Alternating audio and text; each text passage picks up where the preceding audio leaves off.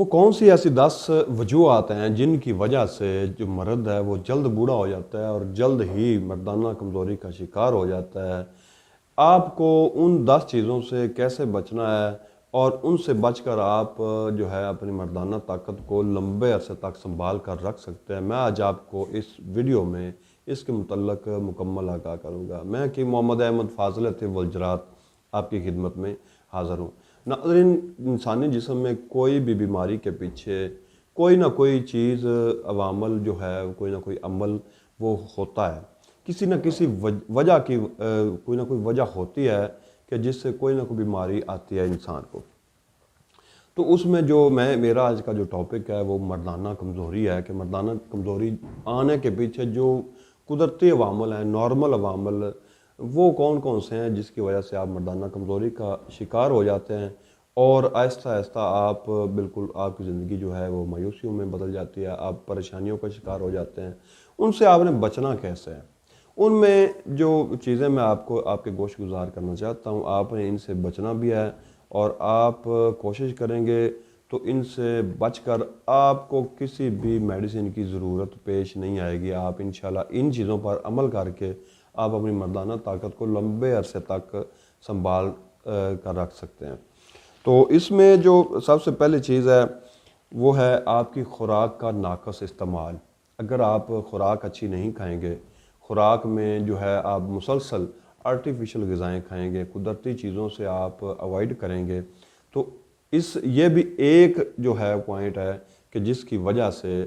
وقت گزرنے کے ساتھ ساتھ آپ کے اندر جو اعصابی کمزوری اور مردانہ جو کمزوری ہے وہ غالب آ جائے گی۔ دوسری چیز ہوتی ہے کہ اکثر فحش عورتوں سے، جو کہ غلط عورتیں ہوتی ہیں، ان کے ساتھ صحبت کرنے کی وجہ سے بھی مرد جو ہے وہ جلد ہی بوڑھا ہو جاتا ہے اور اپنی جو ہے طاقت وہ کھو بیٹھتا ہے۔ تیسری ایک چیز یہ ہوتی ہے کہ ہم بستری کے بعد اگر آپ پیشاب نہیں کریں گے، واش روم نہیں جائیں گے، تو اس سے بھی آپ کی جو مردانہ طاقت ہے وہ آہستہ آہستہ وقت گزرنے کے ساتھ جلدی ختم ہو جائے گی۔ تیسری چیز ہوتی ہے کہ آپ اگر جو ہے بادی چیزیں، سکیل چیزیں، جسے کہتے ہیں کہ جو چیزیں معدے کے اندر بہت زیادہ ٹائم معدے موجود رہتی ہیں، اگر ایسی چیزوں کا استعمال کریں گے، بادی چیزوں اور سکیل چیزوں کا ایک الگ چارٹ ہے، اگر وہ آپ پوچھنا چاہیں گے تو وہ ایک الگ موضوع ہوگا، تو ان کا زیادہ استعمال اگر کریں، مثلا ان میں آلو گوبھی وغیرہ، چاول وغیرہ بھی ہوتے ہیں، لیکن کافی چیزیں ہوتی ہیں، ان کا استعمال کریں گے تو اس سے بھی یہ بھی ایک عمل ہے کہ جس کی وجہ سے مردانہ کمزوری جلد غالب آ جاتی ہے۔ اس کے علاوہ اگر آپ اپنی عورت کے علاوہ دوسری عورتوں میں دلچسپی رکھتے ہیں، صرف دلچسپی رکھتے ہیں، دیکھتے ہیں کہ یہ عورت آ رہی ہے، وہ جا رہی ہے، ایسی آپ کی سوچ ہے، آپ اس جو ہے عمل کے آپ مرتکب ہیں، تو پھر بھی یہ بھی ایک عمل ہے کہ جس کی وجہ سے آپ کو جلد مردانہ کمزوری ہو جائے گی اور آپ جلد بڑھاپے کی جانب گامزن ہو جائیں گے۔ اس کے علاوہ مشت زنی ایک ایسی عادت ہے جس کی وجہ سے بھی اگر یہ مسلسل بندہ اس عادت میں مبتلا رہتا ہے تو بھی جلد مردانہ کمزوری کا شکار ہو جاتا ہے۔ اغلام بازی